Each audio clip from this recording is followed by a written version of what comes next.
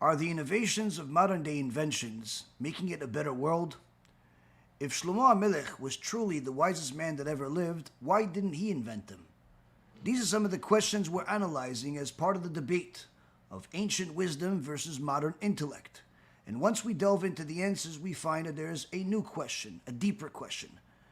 A question that actually has an answer, that once we know it, it will address different problems that could help each one of our lives, our families, our businesses, and even resolve the problem with anti-Semitism. Enjoy, share, and be holy. B'Shem Hashem na'aseh v'natzliach, Shiur Torah, Bruchim Habayim. We're back here starting a new week with our continuation of the Jewish HaShkafa series, Jewish ideology, based on the teachings of the Chazon Ish's Sefer Emunah veBitachon. Emunah and Bitachon is faith and trust, is translated in English, but of course anyone that's been watching the series over the last couple of years knows that it's a lot more than just the simple meaning of Emunah and Bitachon. Tonight's shiur is going to be for the Refuah Shlema for Rav Ephraim ben Shulamit, Rabbanit Sarah bat Anat, Avi Mori David ben Esriya, Immorality Doris bat Zora, Rabbanit Levana bat Sarah, and everyone out there that continues to contribute and help us with all the amazing things that the organization is doing. Just as a reminder for everybody, we still have our ongoing High Holidays campaign, the special prayers campaign that also is tied in together with this monumental event that we're going to have in Eretz Yisrael after the holidays. Any of you that have been part of it over the last several years and want to join us again are welcome to. Just go to either the same website as last year, the BHRH.org, or go to BHShas.org, and you can contribute over there, where you're going to be helping us to feed the poor, to help us do kiruv, publicize Torah, all the amazing things that the organization is doing. Baruch Hashem, there's plenty of people out there that are reaching out that are in need of help financially for the high holidays, and of course we'll do whatever we can to help those that we can. So with that being said, we're going to get right into it. There's a lot of material, Baruch Hashem, and we really started this discussion over the last couple of weeks as the Chazon Ish began a new chapter, chapter 5, where it's comparing the non-logical thinking and the intellect, but that non-logical thinking versus the intellect gets us into an ongoing battle. An ongoing battle between the modern-day intellect versus ancient wisdom. And of course, last week we went over some of the things, some of the claims that both parties say, and really try to compare. Are we better off, today with all of the inventions that we have today, whether it's the most recent artificial intelligence development that we have out there, with computers are actually helping people do things much better, and in fact are actually very useful, although can be used for bad, but needless to say are definitely used for good. And of course you have all the different developments in medicine. The average lifetime, at least according to the statistics, seems to be higher, or at least should be higher because of modern development of medicine. At the same token, you have the ancient wisdom where the world was a very different place in the past, which to a person that's unlearned of the past, especially unlearned about the Jewish past, it seems like ancient history is, history to be forgotten. Why would you want to go back there? So the Chazon Ish gave these two sides, and he says this is really a clash between the two that's ongoing, and it's pleasurable to watch it, meaning it's humorous. That it's even being compared because automatically you see that anyone that's actually part of this competition, that actually thinks there's anything to compare between the present and the past, doesn't really understand the depth of the actual debate here. And that's really what we're going to get into tonight. So he says that the more recent generations are going to tell you that the earlier generations seem like they did nothing. They grew up on some farm. They were alone. They were segregated from everyone else. Whereas today, they built a world with, all types of technology as if everyone is living in the same city. In the past, if you wanted to go and visit Eretz Yisrael from a different country, you had to, number one, put your life on the line because traveling was never easy. And even more so, you had to prepare yourself to go for several months just to reach the destination. And some people that traveled didn't make it. So it's something that today people don't really think about because it's not really a problem of today. Today, if you want to go from the United States to Eretz Yisrael, just hop on a plane, and 10 hours later, 12 hours later, you're there. That, of course, if you don't include all of the time at the airport and traveling to the airport and delays at the airport. But needless to say, within a day, you're there. In the past, this was only something that was in dreams. You didn't do anything like that. So it seems like the development that we have in the world today clearly makes the world a better place. And if it was so clear, why debate it? Hence the reason why the Chazon Ish is bringing it up, to show us that the debate is much deeper than just simply the development itself. And he says as follows: the non-logical thinker, meaning the one that is depending more on his imagination, listens seriously and intently to those two debaters, and in keeping with his way to judge on the spot, he writes and signs his verdict. You earlier generations, go and rest in peace with your collected wisdom. We're living in a generation of industry, a young and sophisticated one.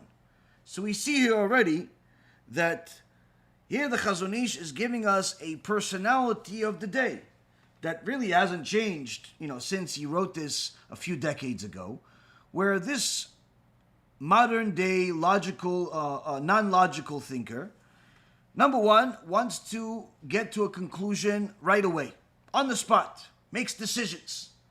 This is similar to today's, instant satisfaction mentality, where people want instant satisfaction, whether it's wanting fast food or fast service, or they want fast answers. All the things that you have in the world today are all, having their priority. Number one is to actually give you a fast response. Whether that response is the best response or not, obviously you'll have to figure out once you try the response. And this certainly has its downside. When you have a society that is so dependent on a fast response, that society also makes itself vulnerable to such things. Whether it's something like the artificial intelligence, when they're looking to type a few things and get the computer to give them an answer instantly. It's miraculous, literally, how this machine gives you a response which looks amazing at first, until you double check, where sometimes you'll see that the answer is not only wrong, it's completely fictitious. It has nothing to do with the truth. And we've tried a few times. We've certainly benefited by using it in a certain way. But we've also seen that there is a downside to this fast response. The fast response doesn't necessarily always give you the correct response. But in today's world, the priority is speed. Everything has to be faster. And this is, in essence, the mentality that the non-logical thinker is bringing to the argument. He's saying, listen, modern day, we have inventions. These inventions are bringing us a type of industry that's making everything fast production. We have, instead of in the old days, where one person will build some type of carriage and then eventually finish it and then give it to the person and sell it and then start and use that money to feed his family and hopefully have some left to build another one. Today you have the, factories that are building machines, and the machines themselves are building other machines. And you have this whole system where it could literally operate, and which it does operate most of the time, 24 hours a day, with less and less human involvement. So clearly that makes today better, at least according to the non-logical thinker. And the non-logical thinker is going to come up with this response quickly, as he says, on the spot, based on the surface that he is evaluating. He's evaluating the surface. He's evaluating what he sees is what you get. He sees something, that's what he understands. Now, the intelligent judges, the ones that are not going to be using their imagination, but rather they're going to be using their wisdom, the wisdom that is more analytical. They sit and they study this debate, using deep reasoning, and determine that wisdom's importance lies in its theoretical study, and neither side should place its many practical applications on the scales. Here, the other type of judge, the intelligent judge, is not coming up with a conclusion at all as far as which one is better before it gives you the rules of the actual debate, whereby they tell you the inventions of this generation versus the last generation should not even be part of the debate at all, as they're not going to tell you the actual wisdom of each generation, because the wisdom is not necessarily going to be measured by how it's actually put into practice, because it is possible, and in this case it is reality or factual, that much of the wisdom that was possessed in the previous generation was not applied. And therefore, it didn't, just because they didn't apply it, doesn't mean they didn't have it. Because really, if you look at the wisdom of some of the ancient scholars, even if you are not going into the world of Torah, you go into the ancient scholarship, some of the famous scholars, whether it's the Da Vinci's or the Aristotles, the Plato's, all of these different people that were world-renowned for their inventions, for their intellect in general, you see that much of their work was not actually put into practice. They didn't invent things. They did some things, but generally speaking, most of what's appreciated by the world today is not their inventions, but rather their wisdom that was theoretical. Needless to say, in the world of the Torah, where you see the wisdom of the sages, especially if one studies the Talmud and sees literally divine wisdom. Now, at first glance, when a person starts learning Talmud, they don't even understand what they're reading. So they're not going to see divine wisdom. They're just going to see a bunch of words. They have no idea what it means. And needless to say, how does this apply to you today in the year 2023 or whatever year you're watching this? Later on, as a person continues to delve deeper and deeper into the Talmud and begins to understand what's actually being written and why it's being written, you will literally see the words come to life, and how this wisdom that was just everyday wisdom of the sages a couple of thousand years ago or less was something beyond the scope of what's possible in the world today. Now, these intelligent judges are telling you, for this reason, you cannot consider the inventions as part of your argument on either side. Now you're going to say, wait, well, of course they're going to say that argument. Of course they're going to say that you can't use the inventions of today as part of the argument because this generation certainly has better inventions. Don't be so quick to judge, because we're going to get into a little deeper and you'll see that perhaps there was someone and there was some things that were far beyond anything the world can comprehend technologically. Now, certainly if you calculate the miracles, the divine wisdom, the prophecy, the Ruach HaKodesh, all of that stuff, of course, the argument already ends just simply by saying those words. But I'm not talking about that. I'm talking about pure wisdom, technological wisdom put into application and what it actually put together. Once a person understands what that is, they'll see that all of the inventions of today still have not come to par with what was already there just a few thousand years ago.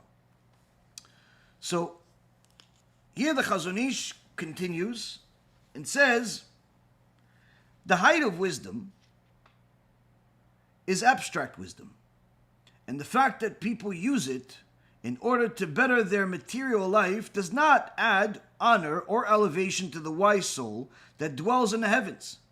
True, the later generations have made much use of wisdom in the service of mankind and have enriched the world greatly. But that is not a reason to belittle the previous generations, which gave themselves over completely to the acquisition of wisdom and understanding without intending to use their wisdom to invent new inventions on this earth. So here we see pretty much everything I just said, where he is clearing up and clarifying the debate that if you are one that's really truly looking for the difference between previous wisdom, what's called the ancient wisdom or past wisdom, to the intellect in the world of today, you can't base that on the inventions of the iPads and the tablets and the iPhones and the rockets and fast food and all of those things. You have to look at simply at the abstract wisdom, which is things that many times are simply theoretical. Simply theoretical. In other cases, they could actually, it's factual information, but it's not applied to anything in particular. Because there you will see what one possesses versus the other. Now, why wasn't this actually applied?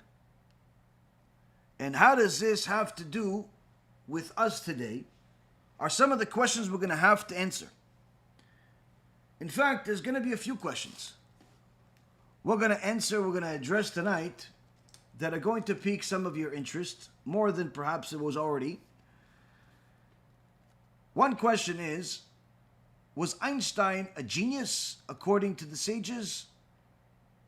Now everyone can say, yeah, but he was a wicked Jew, he didn't observe Shabbat, so certainly, but that doesn't change necessarily whether he was wise or not. Was he wise or was he smart? The sages have a definition of who is wise. Did he fit, even by his own admission, that particular definition? Second thing is, debaters. We see that the world today, since you have online presence that's easy to attain, anyone with a camera, and sometimes even without a camera, could put himself out there and debate his beliefs, usually much more than debate his knowledge, because many times the debaters, more times than not, don't actually possess knowledge. They usually have piggybacked off of somebody else's knowledge, and they like to debate. They like to prove people wrong. Needless to say, this is very common in the religious world. Needless to say, times a million, this is constantly targeted at the Jewish people. And unlike past history, where debates were usually something that the sages tried to run away from, not because they couldn't win the debates, because in fact we see every debate that the sages had, they won, but rather because they knew the outcome of these debates could actually mean death, simply because the other debater didn't like to lose, and their loss would usually mean that they would take revenge. And therefore, many times you see that one of the grounds for the debate was that there had to be, some type of promise of some type of peace between the two, or some type of protection. But even that failed, as we know. The famous debate in Barcelona between the Ramban and the former the heretic Jew that was representing Christianity. The king actually offered protection to the Ramban, and after the Ramban won the debate, to his dismay, even the king admitted that he can't protect him. and he simply helped him, or at least allowed him, to run away so he doesn't die. He doesn't get murdered in cold blood by the losing Christians. But today you see that debates is much more common. And I'm not talking about famed debaters that actually have something to speak of and have qualifications, and there's a need for them to debate, like Rabbi Tovia Singer, or the debate that was done by Rabbi Yosef Mizrahi. No, I'm talking about, people that really have no actual scholarship, no actual knowledge. They just know a few things by heart. Perhaps they know how to speak quickly, think quickly, and they want to debate. They want to go on the internet and debate everybody that simply is willing to pay attention to them, or at the very least, promises to pay attention to them. And they go online and they do these debates. And many times you see this leading to disaster. I don't mean disaster like death, Baruch Hashem, at least not that, but it does lead to disaster, which is desecration of God's name. More times than not, by the one that's trying to protect God's name, or at least theoretically trying to protect God's name. Why? Why is this happening? We're going to try to address that as well tonight, BeEzrat Hashem. Another thing we're going to try to address is, what inventions did we have in the past that really surpassed anything that we have in the world today? We've discussed this in the past, but we'll discuss it again. And BeEzrat Hashem tried to get a better idea of the depth of this debate between ancient history, ancient wisdom, and modern intellect. So the Chazon Ish is telling us one of the flaws of the non-logical thinker is that they want to do something quickly, and that includes their decisions. This is not an advantage, but rather a flaw, because the faster you do something, the less time you have to analyze all of the moving parts. On the other hand, the intelligent judges are going to study it, and after they study it, they conclude that really the inventions of either side should not be part of the argument altogether, because it's very possible that the intellect existed even though it wasn't applied. And therefore, he completes this particular section by saying, moreover, these wise men, these sages, intentionally refrained from doing this, for they feared that these things might fall into the hands of disreputable people, who might use them for various idolatrous purposes and for bloodshed, as was said in the Gemara in Masechet Yomad, page 38, about Garmu and the Avitnas family. And we're going to get into what happened with them. So now, we have a situation where someone that's new to the world of Torah sees the Torah as perhaps a bunch of old men arguing. What are they arguing about? He doesn't know. And as soon as he finds out a little bit about it, he doesn't seem to care. You open up, usually the most common tractate of the Gemara, of the Talmud, that a person starts learning is a Masechet Brachot. You open up the Gemara and you start seeing the sages debate Shema Yisrael. When is the best time to say Shema Yisrael? And all different types of things that are connected to the prayer, to the Shema Yisrael, when to say it, whether to say it standing up, sitting down, is it important to say it out loud, can you say it in your mind, all of the different things. And this, of course, branches out into the whole world of prayer, whether it's Amidah, Birkat HaMazon, Birkot HaShachar, everything else out there. Now, when a person is not really familiar with Judaism, opens this up, this seems silly to them. This seems silly. Why do the sages care so much about this particular prayer? And even if they do care about it, let's say it's important, let them just decide, tell me the final decision, and that's it. Why do I need a whole tractate of the Gemara to talk about it? How do I know this? because I was one of those people where I didn't understand opening up the Gemara, and I'm seeing this one page after another, after another, after another, after another. It seemed to never end.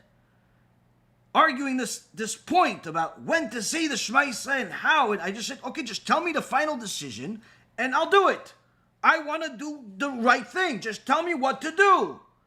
And then you keep going, and you keep going, and you keep going, and Abaye, and Rava, and Abaye, and Rava, and one of the other sages throws in, and you're like, whoa, why? Why are you arguing? Just tell me what to do. And then the worst part of it all is Rabban Gamliel comes in the middle, and he ruins the whole thing. Why? Because everything you just argued on for the last 10 pages gets thrown in the garbage because Rabban Gamliel is the Nasi, and he says, this is what the law is.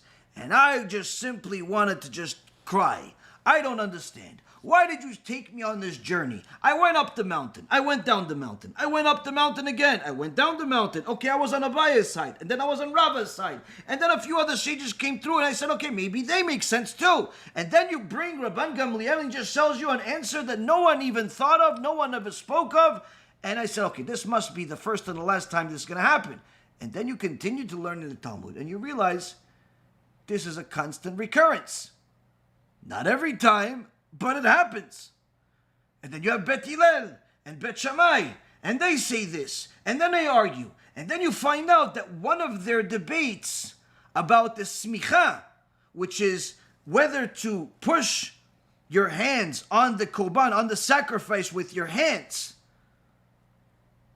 was this way or that way. That debate was the longest debate that ever existed. Go ahead and try to guess how long that debate went on for. A week, a month, a year. Try over 300 years. Over 300 years of sages debating. At first look, when a person starts to learn the Talmud without any basic background in Judaism, this seems ridiculous. Once a person has the prerequisites, has a basic understanding of Torah, has a deep honor and fear of the Almighty and His sages, he can't get enough of it. On one hand, the Christian idol worshippers are saying, this is why we don't like you guys in your Talmud. This Yoshke rock star that died 2,000 years ago and got discovered by some prostitute, he got rid of the old law.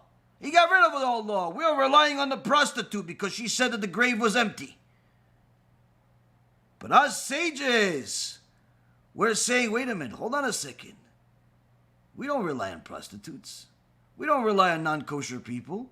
We rely on factual evidence. We rely on both every possible thing that needs to be reviewed. Every possible consideration needs to be reviewed in order to arrive at the truth. Even if you heard a voice tell you something, you cannot do that if it forsakes the Torah. So now you start going into the Talmud and you see, wait a minute, what are they saying? And you start realizing they are giving you the basic premise of what's being debated. The law already exists. The reality already exists. The truth already exists. But they're putting this truth to the fire and trying to explain to you not only how this truth was concluded, but also that every possible thought of any heretic, of any wise person, of any naysayer, of any good one, every single side will be analyzed and put to the test, and to show you that the ultimate truth is indisputable. We don't have to rely on some fairy tale. We don't have to rely on some person in some cave telling you that they know that. No. We have the wisdom that HaKadosh Baruch Hu gave us with the rules of the Torah that He gave us in Mount Sinai of how to extrapolate the truth from it. We use these tools in order to arrive at the truth.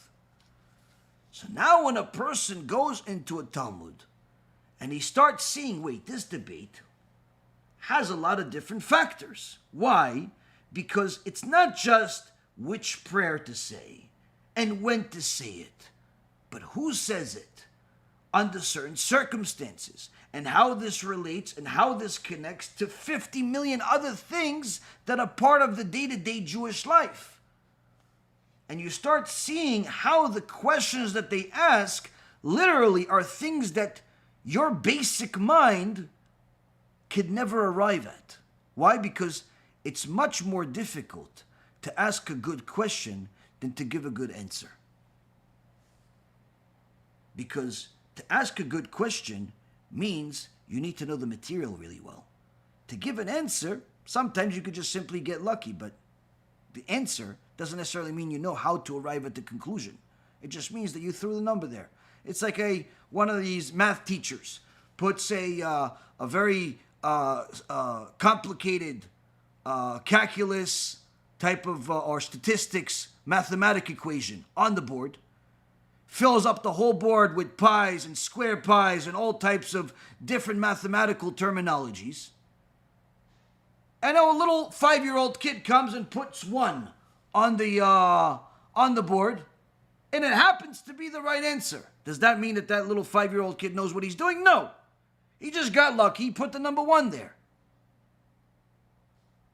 To ask the question is much more difficult. Now, here, the non-logical thinker doesn't care about the question. Cares about the results. What do you have? And his results, according to his standards, are he has a tablet, he has airplanes, he has fast food, he can make a phone call, he can go on Skype, he can use a computer. So to him, this represents wisdom.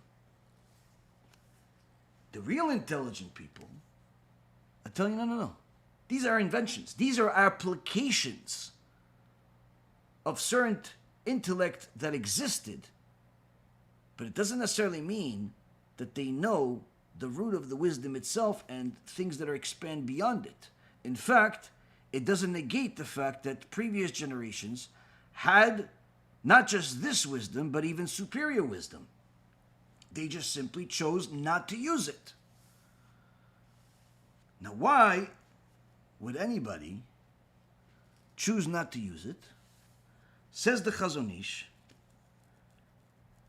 they refrained from doing it because they feared that these things might fall into the hands of disreputable people that would use them for bad, bloodshed, idolatrous purposes.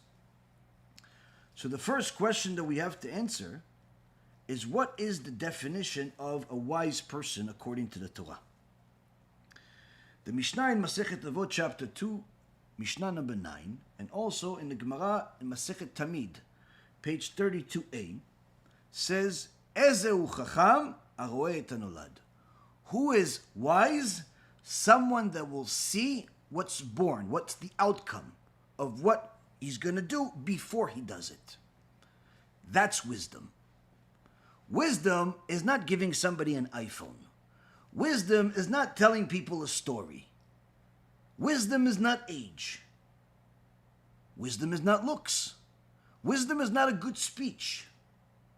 Wisdom is someone that can see what will be the outcome of his actions or any other particular action before it's done, and thereby decides, based on this knowledge of what will happen, rather than trial and fair. The typical mentality is trial and error. He tries. If it's an error, okay, we try again. That's the mentality. According to the sages, that's the mentality of fools. Why? Because if you truly had wisdom, you wouldn't take a risk and just risk failing. You would actually analyze it until you can see what would happen before you try. Now, of course, there are certain things that are necessary. You need to try them out. But when it comes to intellectual topics, there's no need. there's no need to try it out.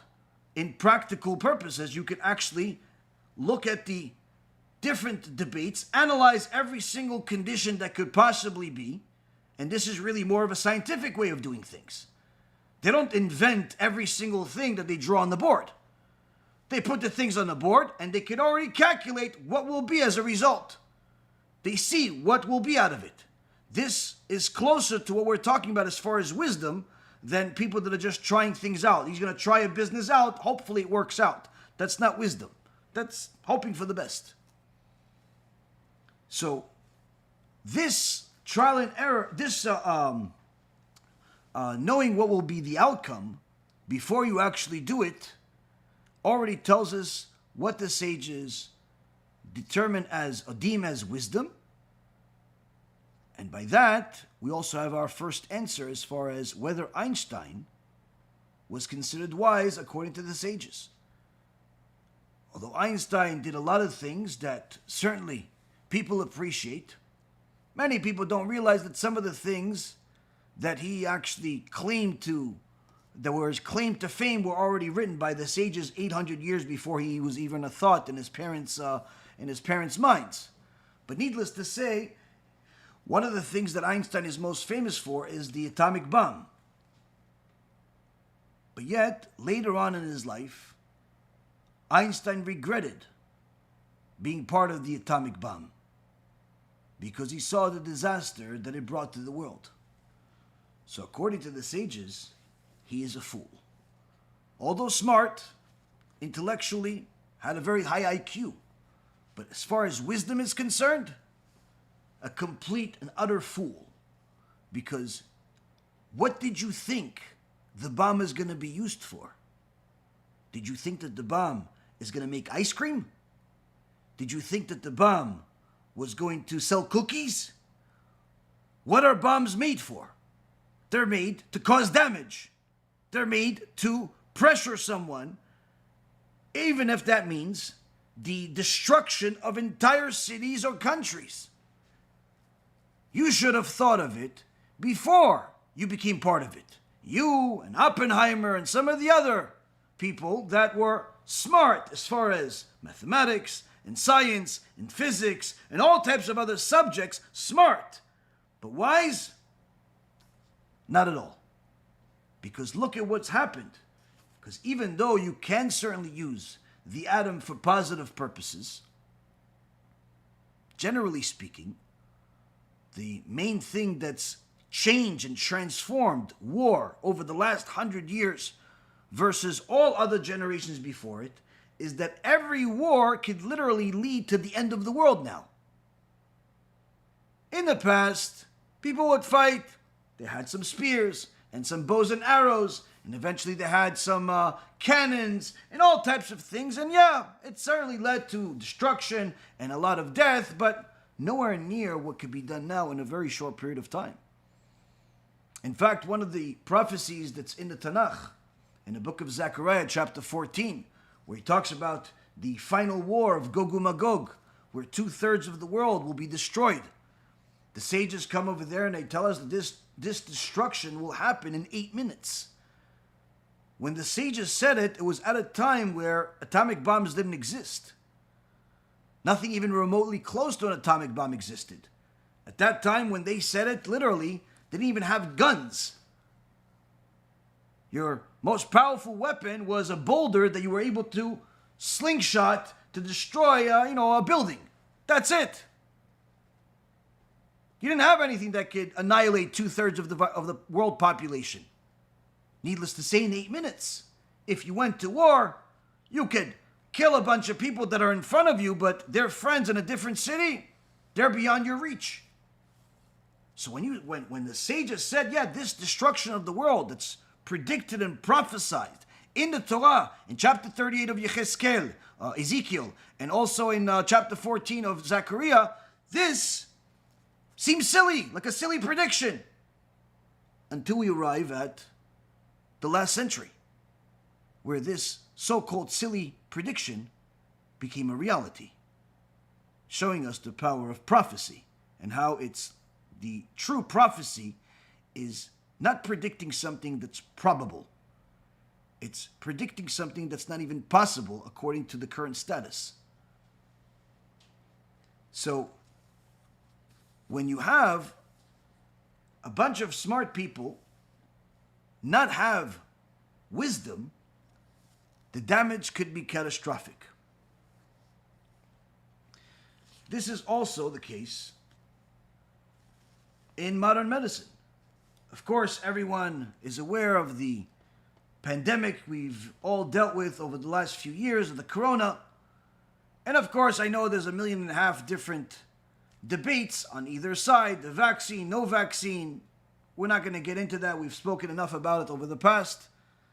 But the point being is that one of the reasons that this whole vaccine had such an impact on society is because of the society that has been built.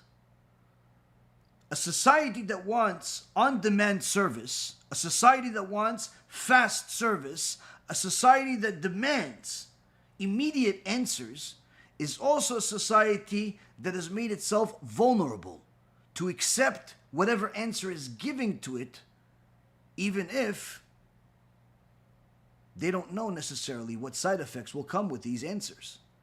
So as soon as these vaccines came into the world, everyone, they felt like as if the Messiah just came. People were running towards getting this vaccine without really considering, do they really know enough about it? Do they really know the risks? And then later on, crying foul about, oh, look, some people died, some people this, some people got sick anyway. You can't even blame either one of the sides. Certainly there's corruption, certainly there is capitalism at its worst, certainly there's foolishness, but the point is that this is a product of society. It's not the first or the last that will be this way, so long as society wants this type of product. When you want an on-demand answers, you have to understand that on-demand comes with a price. If you want Google to be your rabbi, if you want the AI to be your marriage counselor, if you want immediate responses, there's a price. Because immediate responses are not able and not created in a way where they can actually put everything into consideration. This is also the reason why, halachically speaking, even if they programmed the AI to have all of the known Torah books out there, which is literally millions of books, into the program, similar to the Bar Ilan program or the some of the others that are there. They put everything into the AI, and they program it to give you answers based on the halacha, not like it does now where it just creates stuff. And it gives you a Psak Halachah. You ask it a specific question about something new, how to treat certain things, and it uses all of the known information in order to arrive at a conclusion. You still can't use that Psak Halachah just by itself until a Talmid Chacham reviews it. Why? Because even though the program could use all of the material, even beyond what the average rabbi can use, the average scholar can use, it will never have the ability to look at the specific situations that are not known to the computer. Whether it's particular circumstances that have to do with specific people, specific circumstances that have to do with society, things that you're always going to need a human, needless to say a Talmid Chacham, to evaluate. But once a Talmid Chacham evaluates it, sees that all of the things were done, you could easily use that as a Psak Halachah. But to just simply think, oh yeah, the computers will eventually be the poskim of the future, that can never be. Why? Because you're always going to have some type of human factor that can analyze things and evaluate things that a computer simply can't.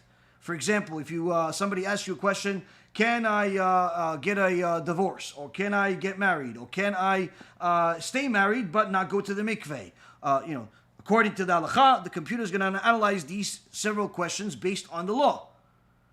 But the Talmid Chacham is going to analyze not just the law, but the people involved. Why they want to make this decision. Who this decision is being made. Between who and whom. And so on and so forth. There's a lot more factors that the computer simply does not have the ability to analyze. For example, one of the things that the people are always amazed by the Sipurei Tzadikim is knowledge of the sages about certain factors. And one time somebody came to the Khatam Sofer and asked him about an egg. An egg, eating an egg on Shabbat. And to everyone's surprise, when the young man asked the Khatam Sofer the question, he asked him whether if he eats this egg, whether it's meat or it's considered parv. The Khatam Sofer said it's meat. Now, people that heard this question were surprised. Why? Because an egg is parv, it's not meat. An egg is parv. So why did the Khatam Sofer give this little kid what seems like the wrong information? And Khatam Sofer then wanted to show his students why he said it. And he brought the kid back and he says to him, "Where did you get this egg?" And the boy said, "I got it from the chulent on Shabbat." He says, "Did you have meat in the pot of chulent?" He said, "Yeah." I said, "Okay, thank you very much." And that's when everybody understood. But how did you know this egg came from chulent? How did you know? He says, because throughout his whole question, he also said eating it on Shabbat. Who eats egg on Shabbat? Other than people that eat chulent. Calculating every single word and knowing the people, knowing the community, knowing their customs. This is wisdom, or again, small, minute examples of wisdom that a non-logical thinker, a person that wants on-demand responses, is never going to avail themselves to. Now, the sages say that the person that's truly wise is going to see what will occur before it actually happens. And this explains why the Khatam Sofer says that the sages, although they did possess this extraordinary wisdom, this extraordinary intellect, they refrained from using it because they feared that this will be utilized, these inventions would be utilized for the wrong. The Ben Ish Chai was once asked about Shlomo Hamelech. Did Shlomo Hamelech possess knowledge about modern technology? Whether it's the things like we discussed, atomic bomb, or the inventions of the day. Did he possess it or not? If he possessed it, why didn't he use it? If he didn't possess it, then how is he the wisest man that ever lived? And the Ben Ish Chai responds, he says, of course he possessed this knowledge, but he knew enough through his wisdom that it will bring much more bad than good, and therefore he didn't utilize it. But anyone that wants to see some of his knowledge put into practice doesn't need to look very far. You can go into the Targum Sheni on Megillat Esther, or there was even a special midrash that was written just about this subject called Midrash Kiseh Shlomo, the midrash of the throne of Shlomo Hamelech. And anyone that reads this midrash will see wonders of wonders about the inventions of Shlomo Hamelech that without any exaggeration surpass anything available in the world today.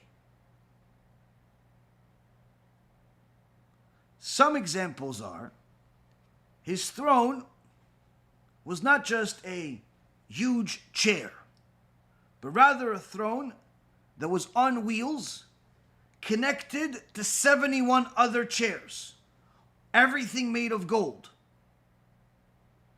All of the chairs are connected. Now you're just thinking, oh, this is just a good furniture guy. The stairs that led him to his throne, you couldn't just walk up. Why? You had to say specific verses from the Torah that had to do with the warnings on the judges, such as lo tateh mishpat, don't judge against the against the law, in so many words, like as if you're under a bribe of some kind or make a mistake, intentional mistake.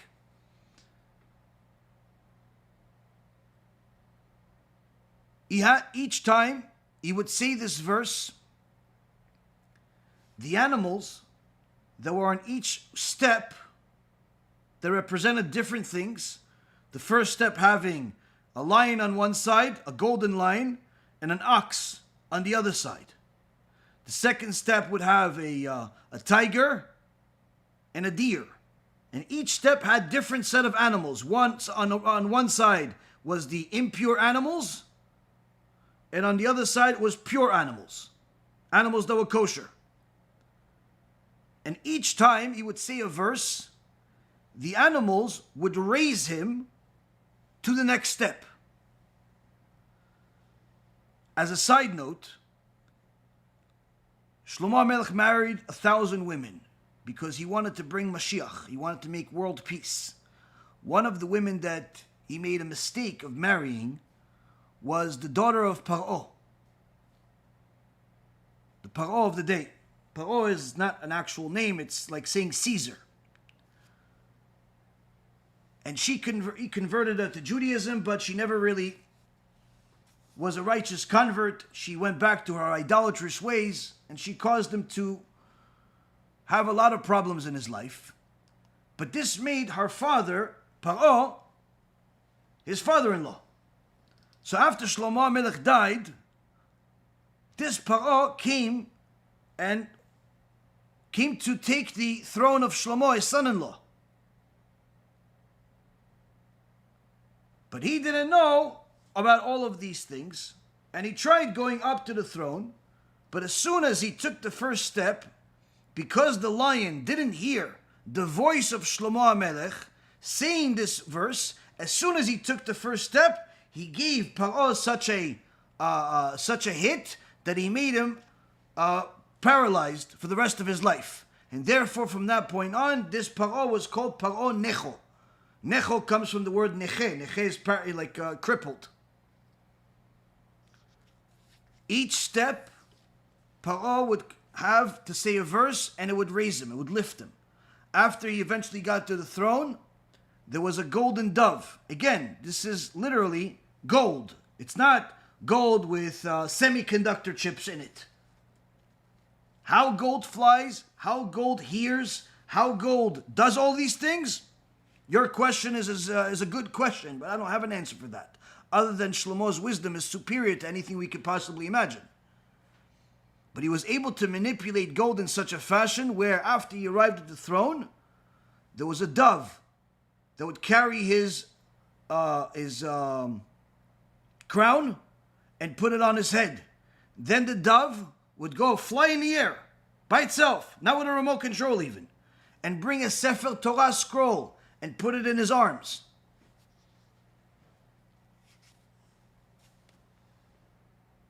Now, what's the connection of all the chairs? This was the chairs of the Sanhedrin. This is where they would judge.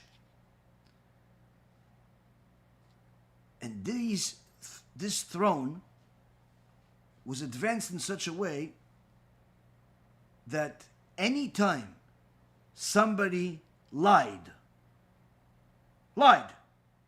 immediately all of the different animals, the lions and the deers and the oxes and whatever other animals were there, all of them started growling and screaming a lie detector,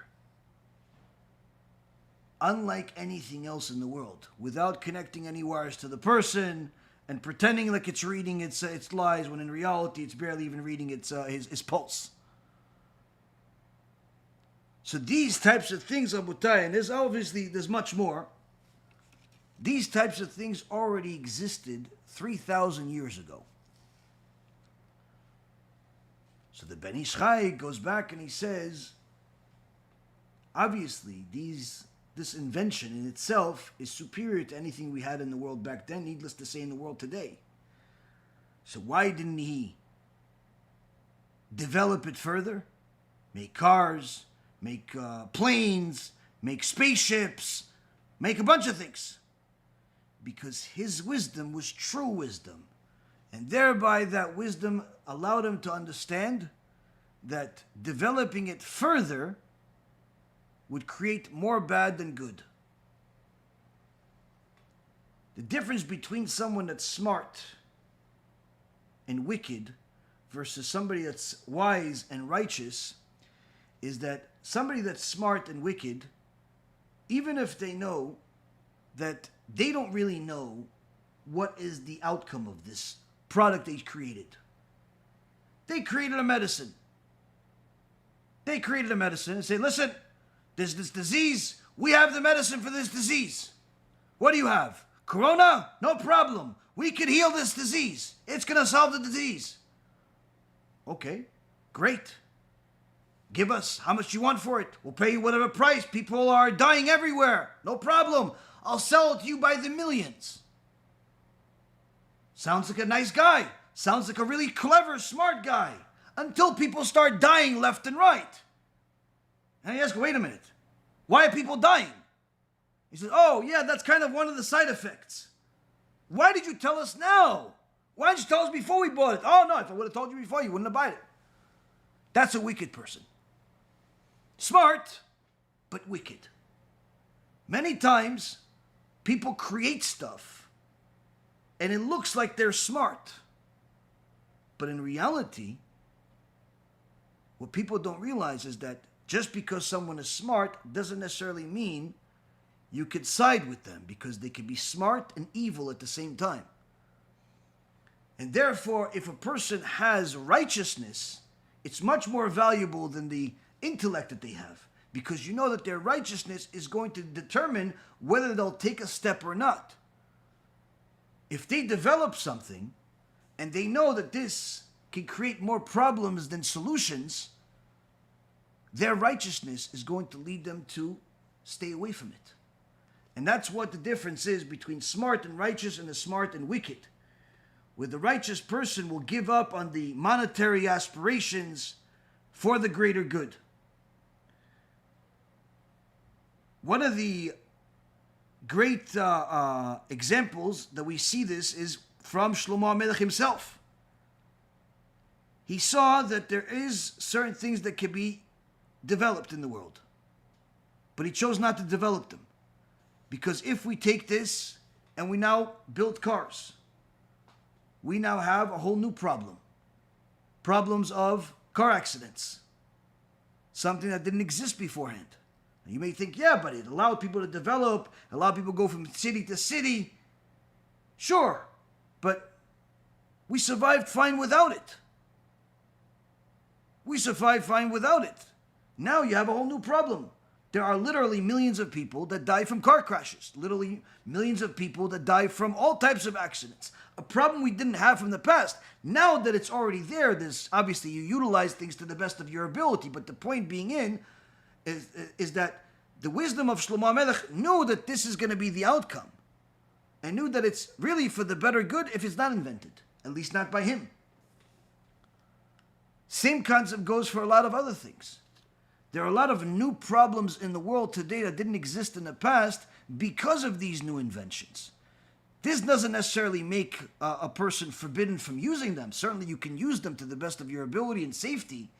But if a person asks, why wasn't this developed in the past? It's not because of lack of knowledge, but rather because of higher level of wisdom. Now, this leads us to the next question.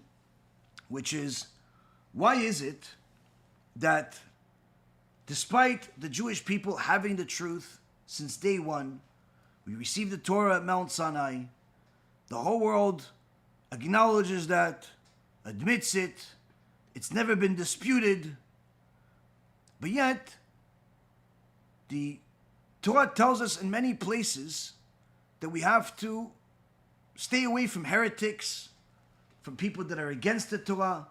Needless to say, in the Gemara in Masechet Brachot, the Talmud tells us that if this person is a heretic of Jewish background, you're not even allowed to be within 6 feet of him. Not allowed to debate him. And the only reason you're allowed to debate someone of a different religious background is only if you have to. Not just simply for the sake of pleasure. Either because you need to save somebody from going in and becoming an idol worshiper like them, or anything like that. But to just go and be a debater just because you want to make a living showing people you're smart, there's absolutely no permission. The question is why? If you possess the truth, why aren't you flaunted like everybody else flaunts their lies? This is the common question out there where people have, I challenge you to debate such and such. What they don't realize is Jewish law doesn't allow you to just simply debate just because you feel like debating. Why? Why doesn't it do that? One of the things that you'll see in people that are not non-professional debaters that put themselves into the debates is a lack of consideration for the outcome of whatever they say. In so many words, lack of wisdom. They may be able to have a quick response to whatever question the opposite side has, where he brings up all types of verses from his Bible, and they'll have rebuttals for it, quick rebuttals from it. Many of them they simply memorized from expert debaters. But needless to say, it seems like they know what they're doing. They're able to quote certain things from the Tanakh, and they're sometimes even able to win the debate. But usually, and more times than not, there's more damage that's created by these debates than good. But none of this is taken into consideration because they're too focused on their aspirations for winning, their aspirations for the honor that you get as a result of winning, their aspirations for these feelings that they're going to get as a winner. Whether it's a monetary or not is irrelevant, because many times the aspirations for honor are even greater than the aspirations of money. And they want to soothe their ego. They're looking for people to be wrong on the internet. If they see somebody making a video, they'll challenge him for debate. If they see somebody making a comment on the internet, they'll constantly tell him how wrong he is. And they'll show their mental prowess and their knowledge of a few verses and a few pages just for the sake of winning. And what they don't realize is that their lack of consideration of the greater good, more times than not, causes more damage as a result of their answer. Why is this the case? I one time heard, not too long ago, somebody that invited me, or somebody on his team invited me to attend a debate or promote some debate that this young guy was having with Christians. And I told him I'm not interested. And moved on with my life. To my dismay, the debate continued. They had this debate, and they had many other debates.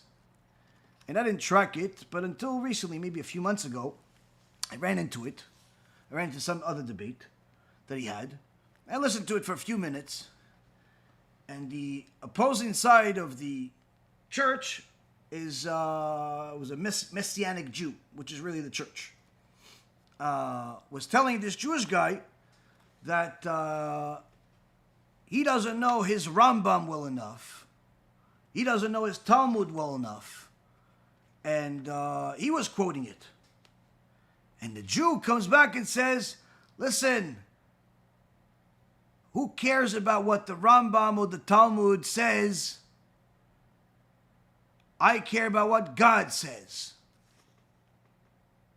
And at that moment, he lost everything.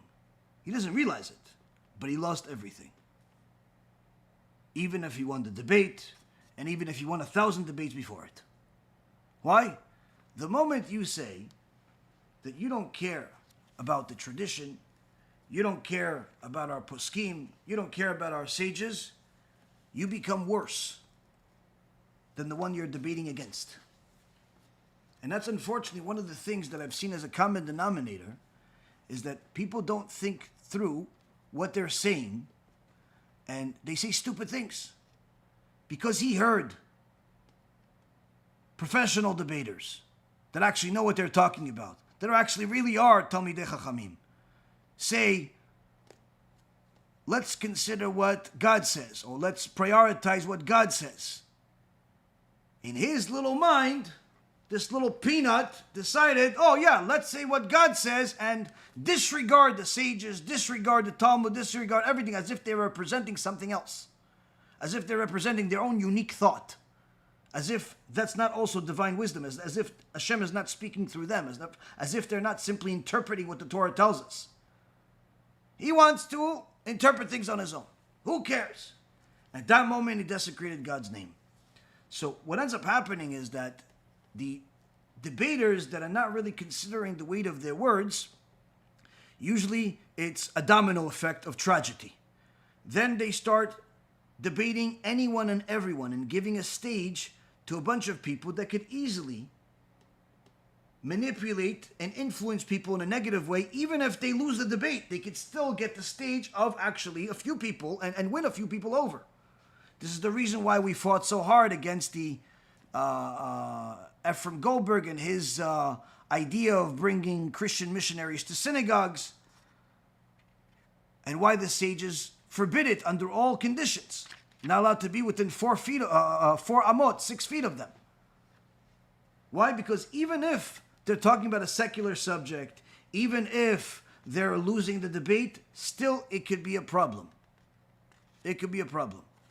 Now, when a guy told me that he doesn't care whatsoever, or he told the other guy that he doesn't care whatsoever about what the sages say or what the halakha is or the Gemara is, I understood over there that this guy is much more dangerous than he realizes. And unfortunately, there's a few of them. There's a few of them out there that are trying to make a name for themselves. And this is the product of lack of wisdom. They know a few things to make them dangerous, but that's exactly where they stay, dangerous. Now, the deeper understanding here is that we have a Gemara that tells us that a goy, a Gentile, that learns the Talmud, chayav mita, gets a death penalty. Heavenly death penalty. Why? The Gentiles are not allowed to learn the Talmud. And this is something that was never really a problem, because throughout all of history, the Jews were the only ones that were really promoting the Talmud. But why is the Talmud say that the Gentiles are not allowed to learn the Talmud? Why, if it's wisdom, and it has all 7 levels of wisdom in it, why not share it with the world? Why only the written Torah? Why only specific things within the oral Torah like MUSSAR? Why not the Talmud itself, which is really the core of everything, has everything in it? That's because, Rabotai, because it has everything in it, the sages already knew that if an untrained eye goes into it, it's not going to understand things, and it's going to misunderstand them. And this is exactly what happened multiple times throughout history. Whether it's a thousand years ago, or nearly 1,000 years ago, 800 years ago, where they ended up burning hundreds and hundreds of Talmuds as a result of them not liking what's in it, because it spoke about their idol Yoshke and how he's in Gehenna and different things that it says about Gentiles that are, again, easy to misunderstand. But this was not the only time. In fact, in the book, The History of Zionism, which talks about literally the history of Zionism, and talks about how some of the evil that they did, in the first 100 or so pages, it gives you a very good history lesson about the times themselves, something that a lot of people are unaware of, because most people that are familiar with Zionism are simply familiar with some of the personalities, some of the pictures, but they're not really understanding or familiar with the history itself of what happened at those times. So, in the 1800s, a lot of things were happening. One of the things that happened was that there was a prophecy coming true, which is that the barbarian nations of Rome were coming together again and eventually forming into Nazi Germany, where Rome is Germany. It's not a different, it just changed names. The Roman Empire continued from 100 years before the destruction of the Beit HaMikdash until about 500 years after the destruction of the Beit HaMikdash. There was animosity between the leadership over the next couple of hundred years that broke it up into pieces, where different barbarian came to, it caused a lot of problems, but then they united again along with the church and continued under a same Roman Empire, but called the Holy Roman Empire this time, for the next 1,000 years. But the name changed in the early 1800s when the 34 German nations united again, and then it was brought down even more about 60 years later to 26 nations, 26 German countries. In so many words, Germany was the continuation of the same Roman Empire that destroyed the Beit HaMikdash. That's in essence the point. Now, the animosity of the Romans towards the Jews doesn't have to be explained. They destroyed our Beit HaMikdash. Okay? The animosity of the Germans towards the Jews doesn't have to be explained. They killed 6 million of us. But what a lot of people don't realize is that some of the animosity that happened throughout the last couple of 1,000 years was as a result of misunderstanding certain parts of our Torah in such a fashion that it was obvious that they're going to use that as a hatred. Whether it was during the Spanish Inquisition, where one Jew that abandoned Judaism wanted to take revenge against his own brothers and brought different parts of the Talmud to the church in order to create hatred against his own brothers that are the Jews, by showing them different statements. Or it's in 100 years before the Holocaust, where anti-Semitism was becoming more and more common, but in order to add fuel to the fire,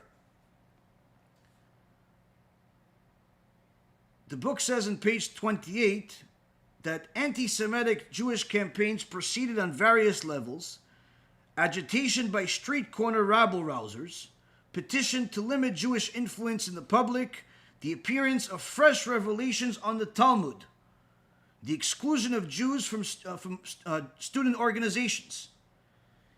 Here, in so many words, he's telling you that 150 years ago was no different than what's happening today. different troublemakers, thugs,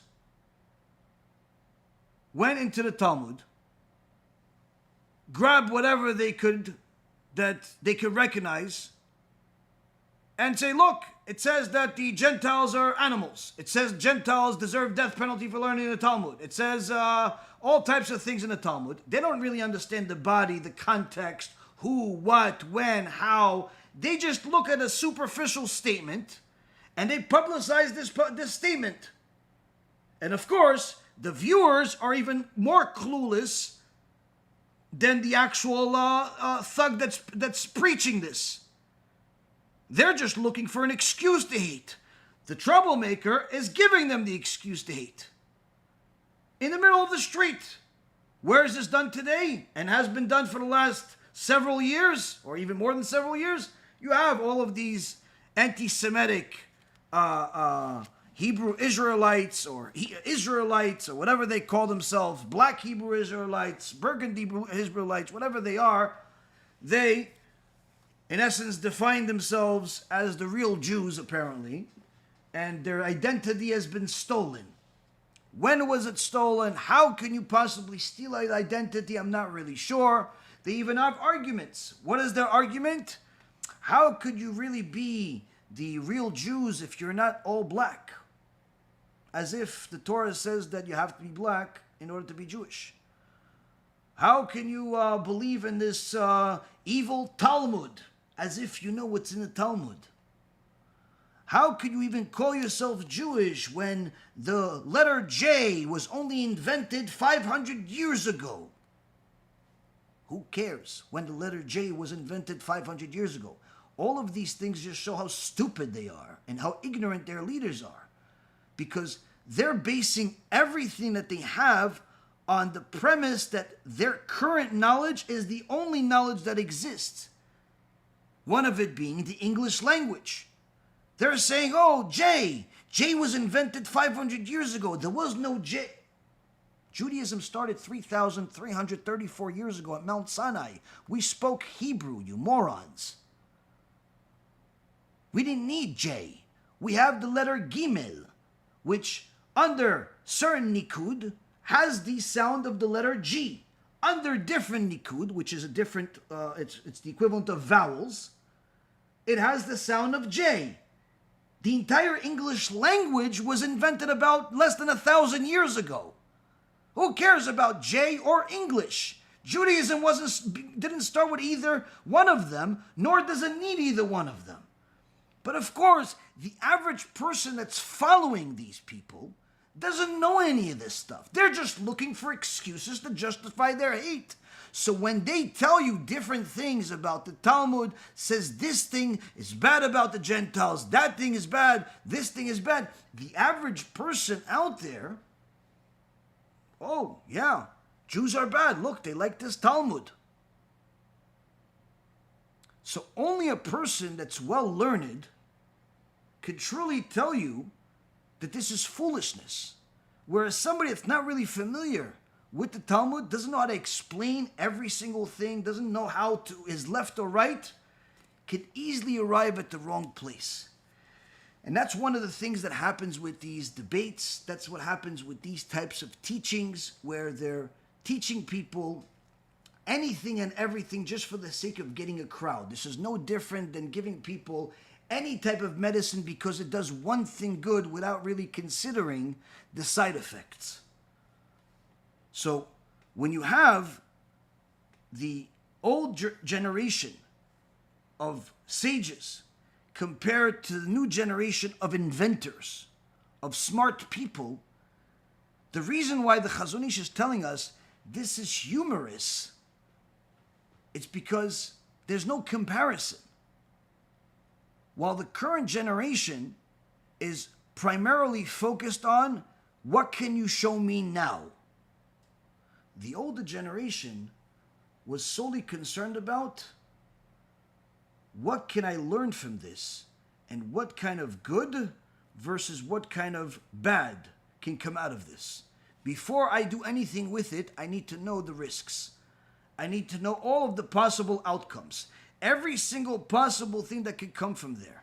This is also one of the reasons why the sages tell us that as a clear law in a Mishnah in Masechet Avot, to all teachers that consider themselves wise, Chachamim tizaru b'divrechem, wise men must be careful with the words that they say, lest their students drink bitter, poisonous waters and eventually end up in Gehenna.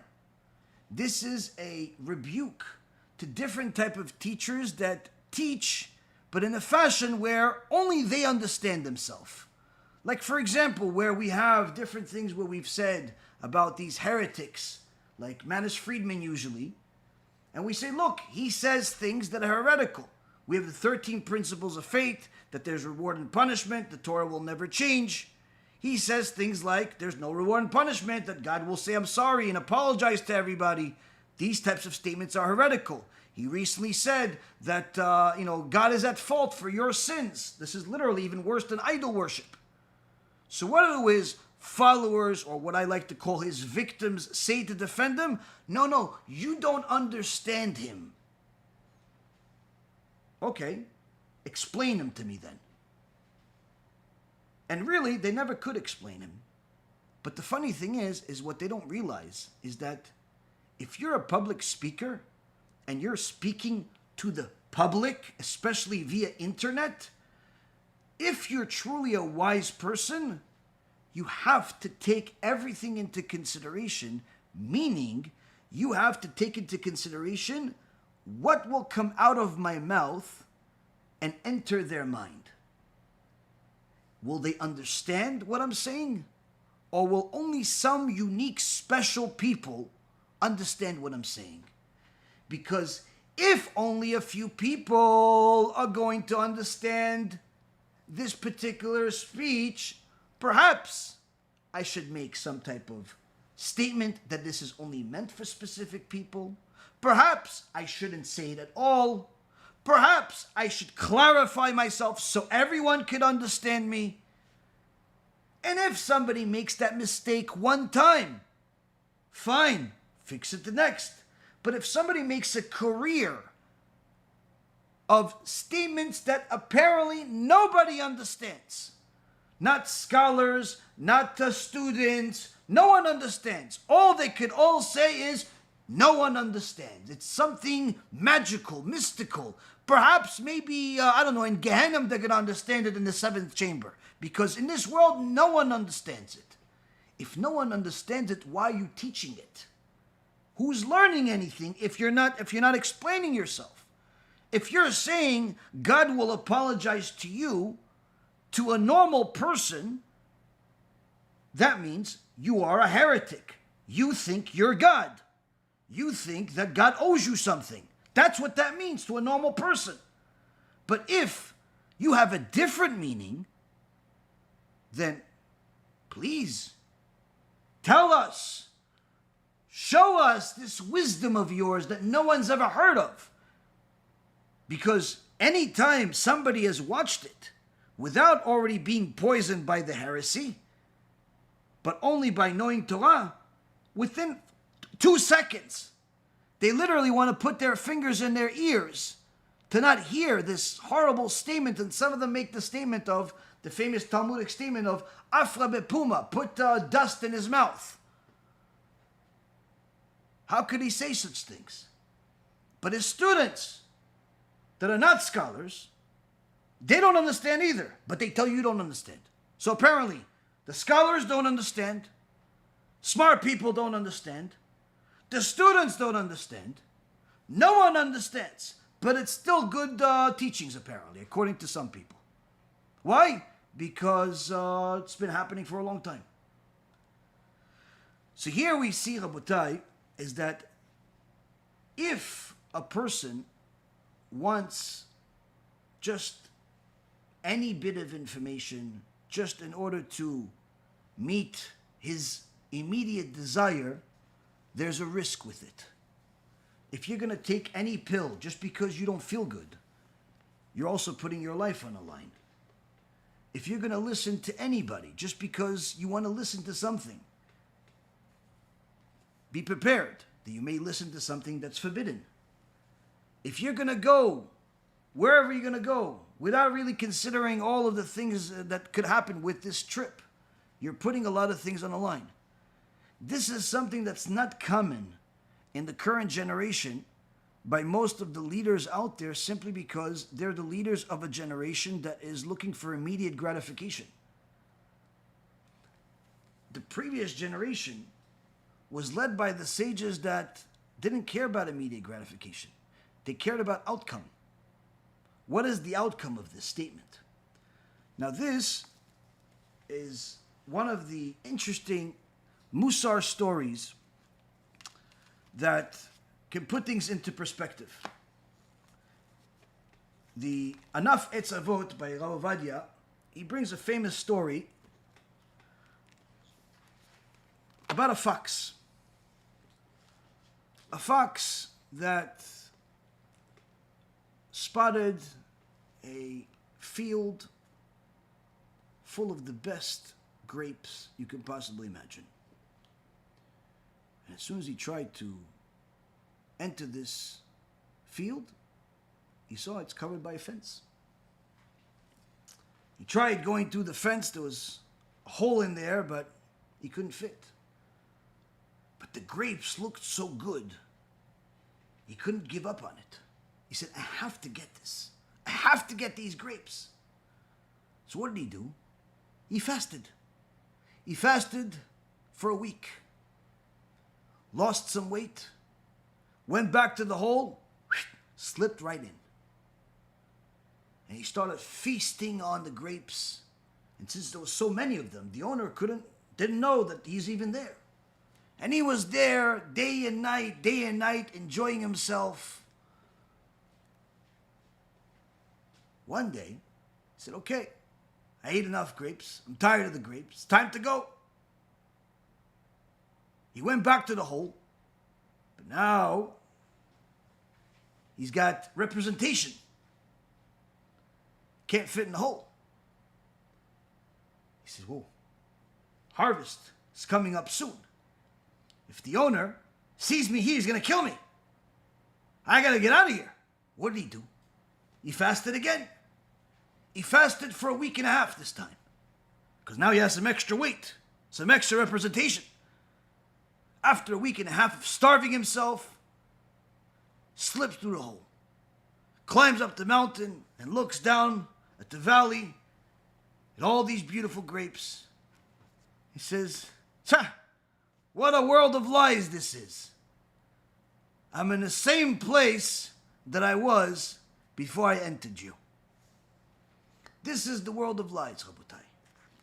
A person that focuses on immediate gratification doesn't realize all of the things that they're going to have to forsake as a result of it. And this leads us to the next point.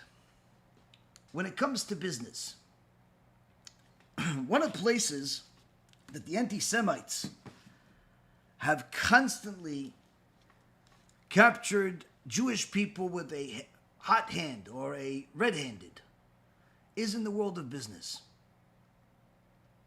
where, unfortunately, when you're looking for an excuse to hate Jewish people, you don't have to look very far. Because if you go into business, whether it's business of Jews or Gentiles, you're always going to find some people that are crooked, some people that are thieves. But if you're looking for an excuse to hate Jews, you're only going to look at the side that has Jews. But the Torah itself warns us against this. In last week's parasha, Parashat Ki Titzeh, HaKadosh Baruch Hu tells us what's really on the line here. In chapter 25, he tells us that we have to be honest in business to the extent that we're not allowed to even own a weight measuring system that's broken. Needless to say, one that's intentionally manipulative.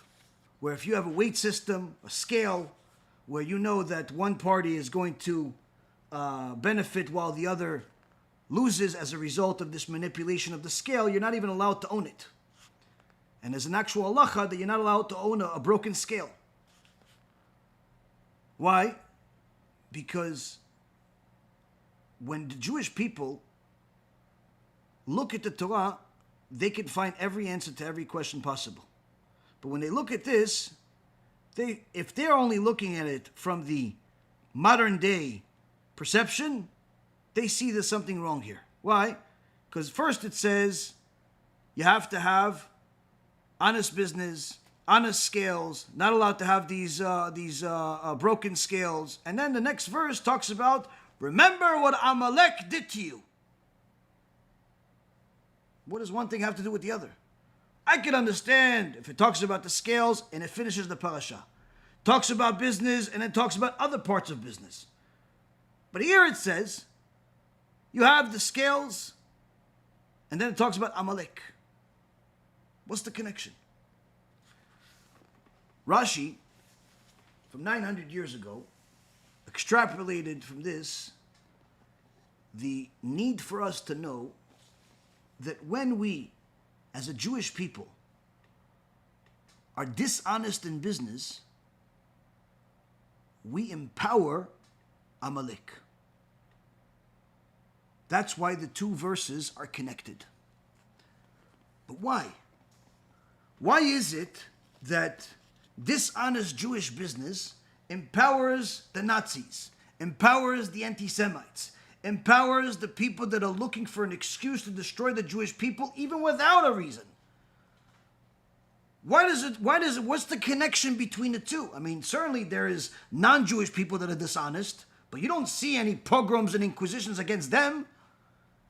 There's certainly plenty of people from China that are cheating, but you don't see any country attacking them for stealing billions of dollars because of the fake goods industry that they have. There's plenty of drug dealers in different parts of South America, but you don't see anybody over there going to war with those countries because they're killing people in the streets. There's plenty of thieves and horrible people all over the world. Needless to say in America, needless to say in every country. But you don't see complete annihilations or attempt to annihilate entire people just because of bad business. Except the Jewish people. Where any time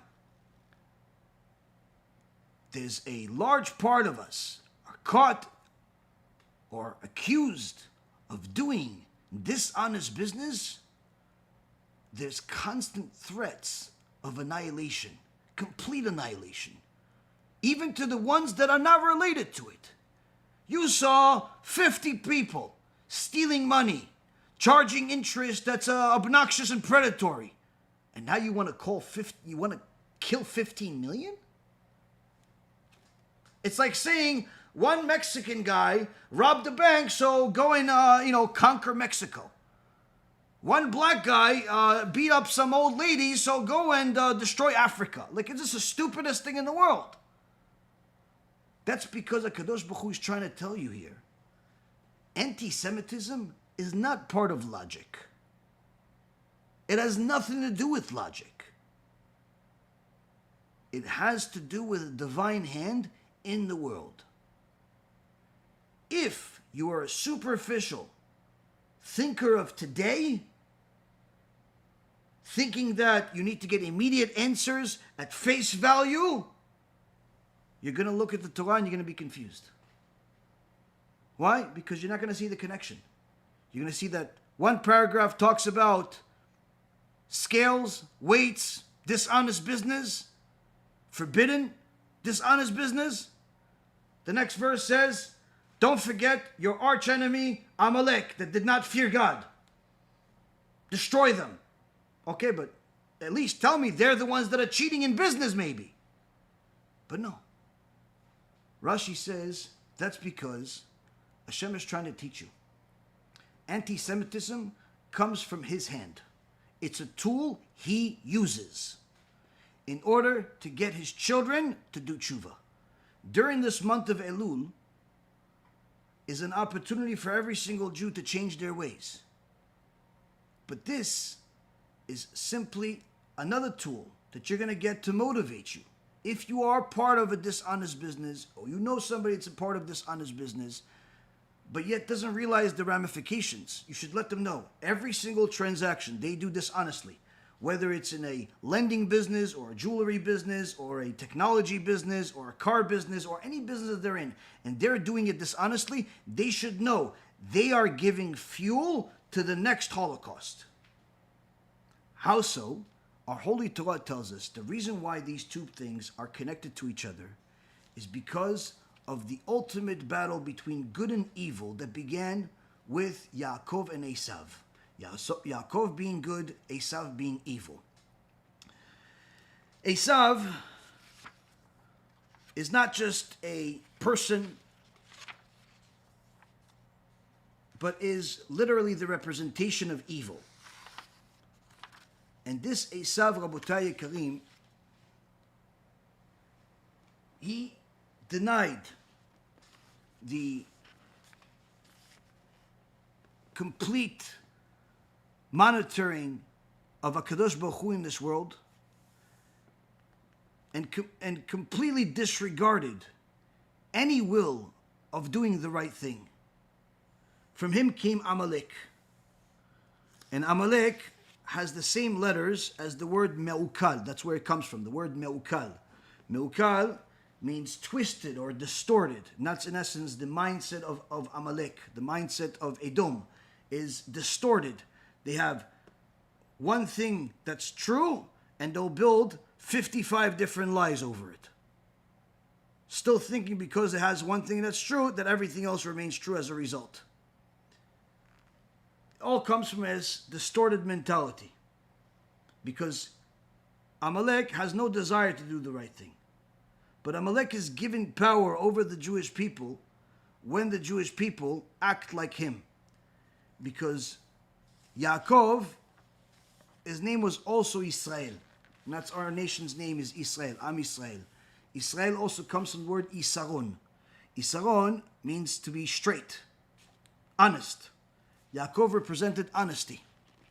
And therefore says the Kli Yakar that when the Jewish people are dishonest in business, such as the example that's given in the Torah here in Parashat Ki Tetzeh, or in the mitzvah of Amalek in the Chinuch, mitzvah number 605, he says when a Jew is using a scale, but it's a dishonest scale, it's being double-faced. Why? Because the scale is supposed to represent that you are honest, that you want both sides to get what they deserve.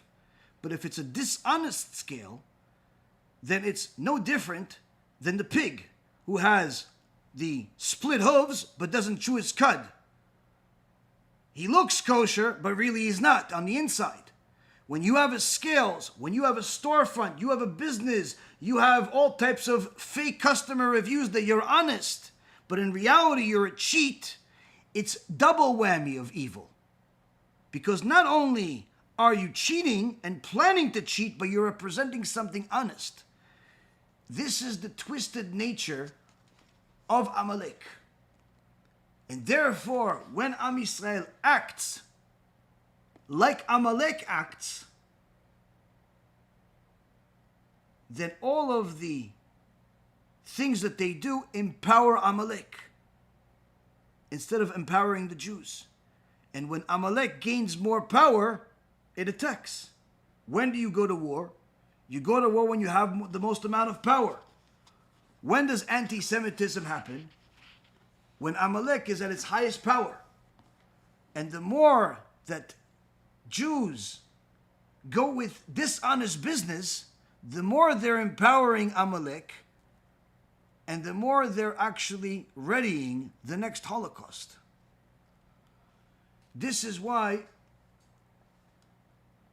our sages teach us that in the Chinuch and in several other places, that when it comes to dishonest business, what people don't realize is that it's much worse than you can imagine. You could think, listen, what's the big deal? I'm only cheating him for $100. I'm only cheating him for $500. I'm only cheating him for 50 million. Whatever I'm cheating. He has a lot of money. He could afford. What you don't realize is the damage of dishonest business. First and foremost, the Pasuk says to warn us that we shouldn't have these counterweights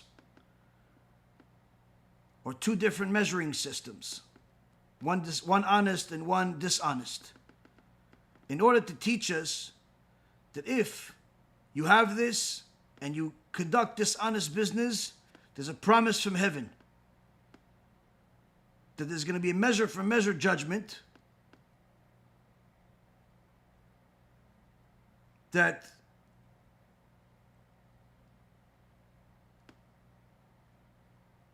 a person will be punished with the fact that he wants to become wealthy. He will not only fail at becoming wealthy, but ultimately he'll lose all of his money. That's the first punishment. This, only history could show you how this works. A person looks like he's ruling the world. Before you know it, he loses everything. We've seen, as the Chafetz Chaim already said over 100 years ago, there's a lot more people that are losing all of their wealth overnight in modern day than any other time in history. A lot more people are gaining wealth, but at the same token, we're seeing a lot of people losing everything overnight. Something that's incomprehensible. Gaining money takes a lot of time, usually takes time. Even if you made a lot of money in a short period of time, it still takes time. But losing money literally can happen in one day. Just a week ago, I spoke to somebody that had an extraordinary business. Everything was going good. And in one day, in literally 1 hour, everything was shut down. Everything was shut down. Baruch Hashem, after a few prayers, some tshuva, things are getting back to themselves, and hopefully things will improve. But literally, he saw that within 1 second, a business that took him a long time to build, in 1 second it was destroyed. 1 second. Something that was generating money and everything, 1 second destroyed. And this is something that's happening more and more. Anytime something like that happens to a person, they need to check a couple of things. Number one, are you honest in business? Number two, are you giving maaser? You're using the money not just to buy more stuff in the world. Are you actually giving the right amount of tzedakah? Number three, are you actually keeping the mitzvot? Whether it's morality or it's Shabbat or things that are the foundation of Judaism. If a person has a check marks where he's doing all the right things, he has nothing to worry about. If he's got a few X's where he's missing Shabbat, he's missing morality, then he has a lot to worry about. But a person that steals as a business, they simply should know they're guaranteed to lose all of it. It's only a matter of time. And we've seen billionaires lose a fortune, lose everything in recent years. Something that never happened before. At least not as often. The second thing the Torah says is that one of the other measure for measures, judgments from heaven on such a thing, is that aside from poverty, the person will also lose their house. Because the verse says you should not have this measure in your house, in order to tell you that if you do, you'll lose the house.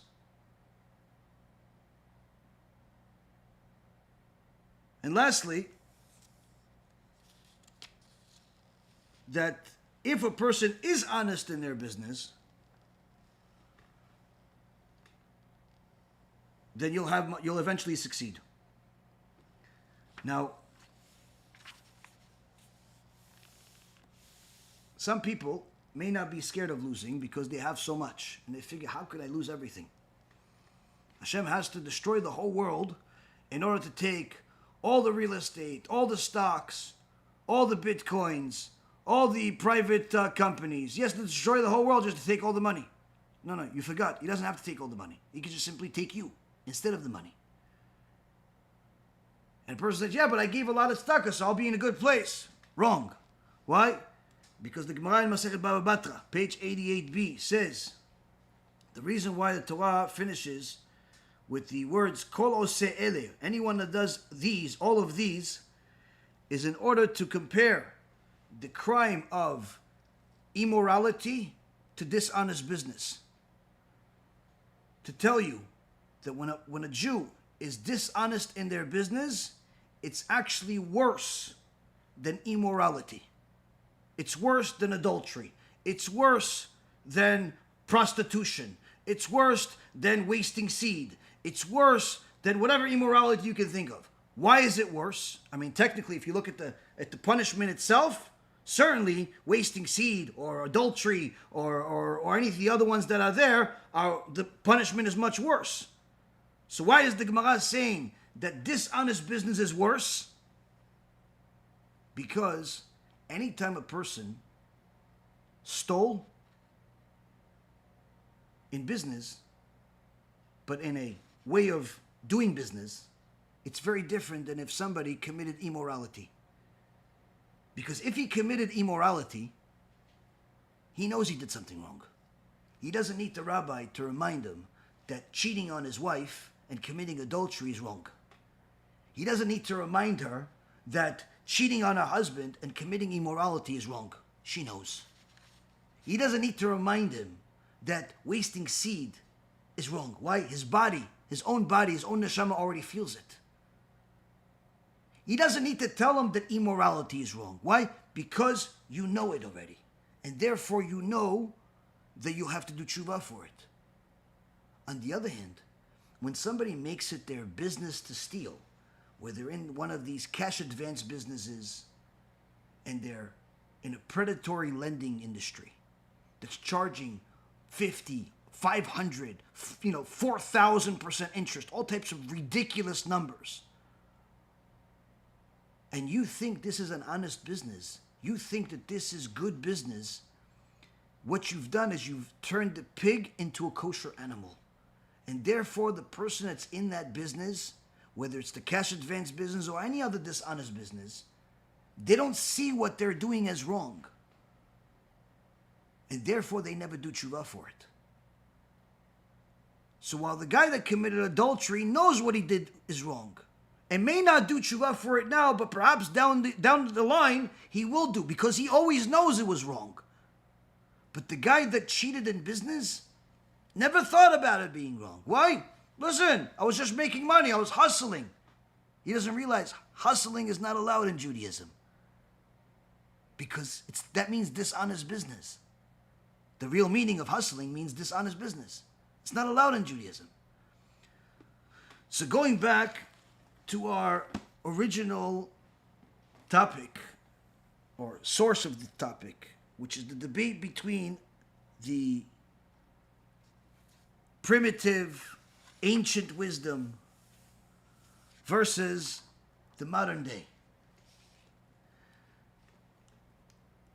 The Chazon Ish tells us that the reason why the sages, with all of their wisdom, chose not to utilize that wisdom and make the same type of modern day inventions like we have today is because they saw that the outcome would create more damage than good.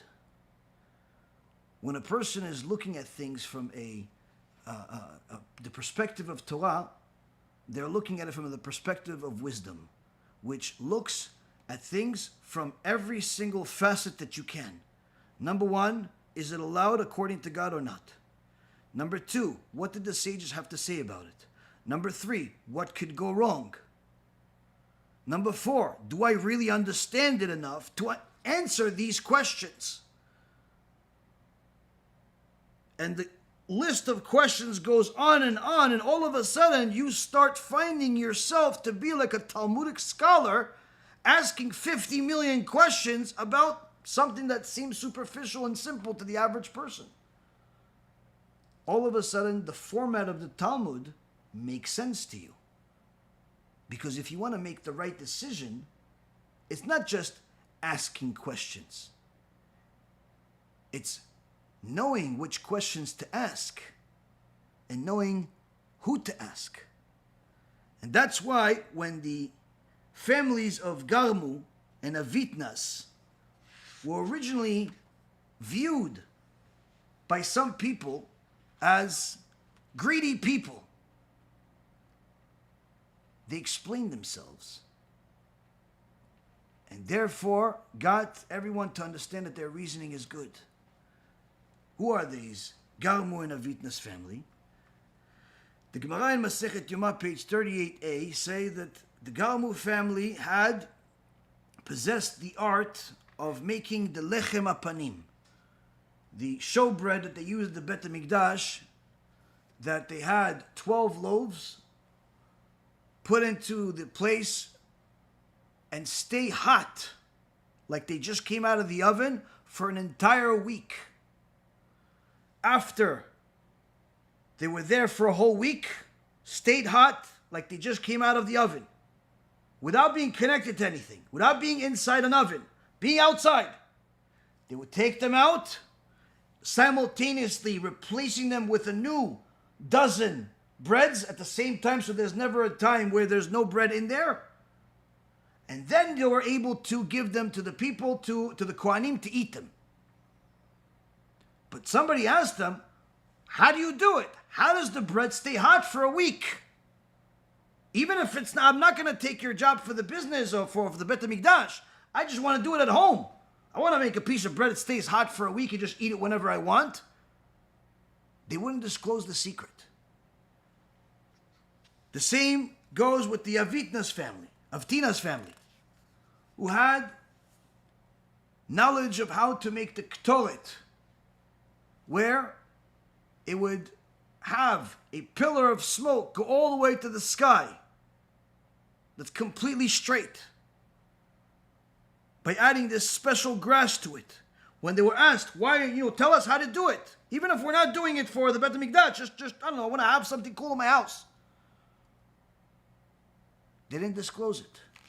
Initially, the people said, you guys are greedy. What's going to happen when you're dead? No one's going to know how to do it anymore. You just want to save your own, your own money, your own traditions, but you want to share it. I said, no. It has nothing to do with that. It has nothing to do with that. It has nothing to do with money. It's the fact that we know that if we give you the secret, there's nothing that's going to stop you from sharing that secret with someone else. And even if you share that secret with someone that's also good, there's nothing that's stopping the next person from sharing that secret with the next person.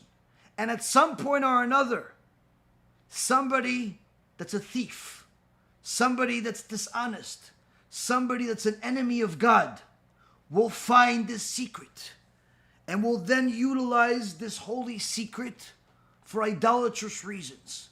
Will utilize it to steal money. Will utilize it to do their own interest, even if their interest is against the people's interest. And therefore it's better that this secret dies with us than it ever be used by someone that can manipulate it. After the sages heard this, they knew that wisdom is what caused this decision to be made. This is the difference between the sages' ancient wisdom and what we have today. We have today is a world that's comprised of people that can invent things and do things. But if we want to benefit from the sages, we can't be part of the crowd. We have to always exclude ourselves. We have to evaluate things from a Jewish perspective. We have to analyze things. Ask ourselves, do we really understand the issue at hand? Is this allowed according to God or not? What did the sages have to do? What do they have to say about this? How do we analyze each and every single topic in our life in such a fashion, if not for the wisdom of the sages? And since none of us are becoming sages overnight, this is the reason why we need as many chachamim, as many Torah scholars as we possibly can get, to help them, to support them, to make sure that they continue teaching and learning, because this is the wisdom that kept our nation alive all these years. Because while they did good, and they obviously produced good, there's always some of us that rejected that wisdom. And in fact, we're the cause of anti-Semitism.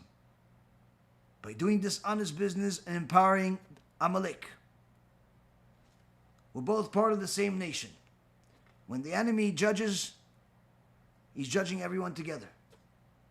This is the reason why each and every single person that acquires wisdom has a certain level of obligation to teach, to help, to make sure to reproduce.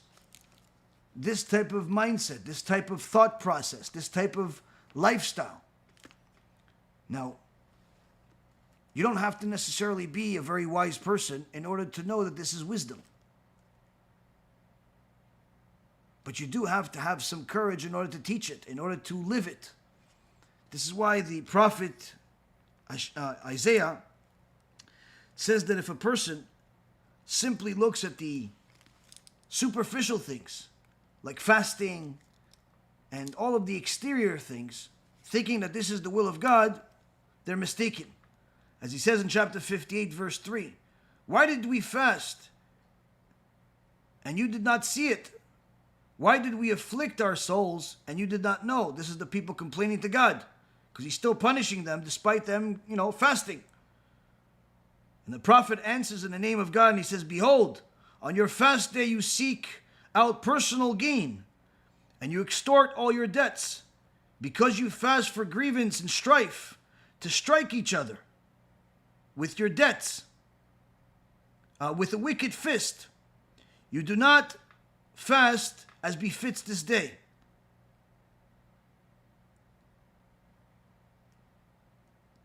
To make your voice heard above, can such be the fast that I choose? A day when man merely afflicts himself? In so many words, HaKadosh Baruch Hu says, if you're going to show up to Yom Kippur fasting without changing your behavior, the fast is a waste of time. What HaKadosh Baruch Hu is looking for is a change in our hearts, a change in our behaviors. Once a person changes their heart, changes their behavior, then that's going to put them in a certain position of purity. And more importantly, it's going to give them a certain amount of responsibility to share this information. Now, one question that this chapter 58 answers, it's a question that a lot of people ask, and we'll finish it with this, is that some people ask me, how do you know if your tshuva was accepted? How do you know if your tshuva is accepted? Did tshuva 2, 3, 4, 5, 6 years ago? How do I know if it's accepted? The prophet says, ancient ruins will be rebuilt through you, and you will restore generations' old foundations. And they will call you repairer of the breach and restorer of the paths of habitation. This is in the same chapter 58, verse 12. And the Mefarshim over there tell us that here the prophet is telling us that after a person does tshuva, forsakes the bad, goes in the right path, HaKadosh Baruch Hu is going to give that person opportunities to build. Not just their own life, but other people's lives, other families, other communities that are going to be rebuilt. Old family names of the Ramban, family names of the Chazon Ish, family names of all of the great sages that have descendants that live in this generation. He's going to give those people that have gone off an opportunity to come back through you. Why through you? Because you chose the right path. So HaShem, to show you that He wants your ways, He wants you to continue, He's going to allow other people to go on your path as well. And you will restore generations, old foundations, and they will call you repairer of the breach and restorer of the paths of habitation. Chachamim say, when they come to you, you're going to have the ability to help them do tshuva and turn from being wicked to righteous. So if you're asking, how do I know if HaShem accepted my tshuva? I'm already keeping Shabbat for a few years. I'm already doing this. I'm already doing that. That's what people ask all the time. The answer, the prophet says, is simple. If HaKadosh Baruch Hu is giving you many opportunities to help people do tshuva, that means that HaKadosh Baruch Hu wants to build through you. And if He wants to build through you, that means you're good to be built upon. BeEzrat HaShem, this too will give each and every single one of us something to build on. If we're not exactly there yet and no one's building upon us and no one's asking us for any help, then certainly this should be encouraging for us to do more. So eventually we get to that point. If we are in a dishonest business, this should be a critical note to take into account that you heard this today because HaKadosh Baruch Hu is telling you it's time to leave the dishonest business today. If you have the mindset that the Talmud is not good, perhaps you should reconsider. Simply because you don't know doesn't mean that it's whatever you don't know is not good. There's a lot of Torah out there, and BeEzrat Hashem, this will give each and every single one of us enough ammunition to arrive at the big day of Rosh Hashanah and eventually Yom Kippur with something in our hands, something we've produced, some good we did, something good we learned, some new good thing we've took upon, some bad thing that we've given up. All of these things, now is the time to do it. And BeEzrat Hashem will continue to learn this series over the next few months. Not sure when the next shiur of this series is going to be because we're going to be on the trip for a little while in Eretz Yisrael. But our next shiur is going to be on Wednesday of this different series of Stump the Rabbi. And BeEzrat Hashem, that will be our final shiur for a little while until we get back into things. Hopefully it's going to be while I'm still in Israel, but again, I don't know the schedule once I'm there. Thanks again for learning with me. May Hashem bless each and every single one of you. There are several thousand shiurim on our YouTube channel or on the BeEzrat Hashem app that you can watch. I'm sure that none of you have watched all of them, and even if you have, none of you remember all of them, because even I myself don't remember all of them, even though I gave them. So there's a lot to learn, there's a lot to do, and BeEzrat Hashem, each and every one of us will take advantage of all of it. Call to B'cha B'atzlacha.